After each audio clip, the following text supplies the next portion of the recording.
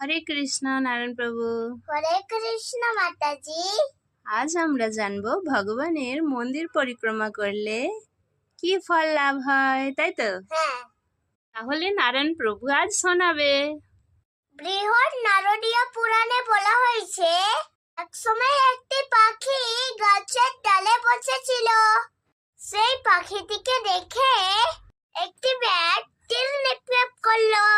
তীরে আঘাতে পাখিটি একটি ডানা কেটে এলো তার ফলে যন্ত্রণায় ছটফট করতে করতে পাখিটি নিচে পড়ে এলো।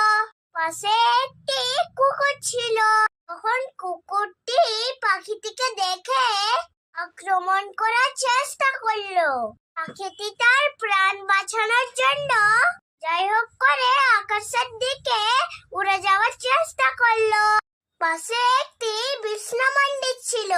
এই বিষ্ণু মন্দির পাখিটি একবার পরিক্রমা করে মৃত্যুর মুখে পতিত হলো।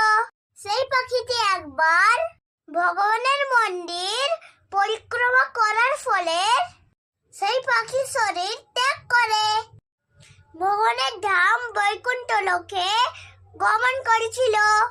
তাহলে শুনলেন তো, ভগবানের মন্দির পরিক্রমার ফল। সকলেই মন্দির পরিক্রমা করবেন। হরে কৃষ্ণ, হরি বল।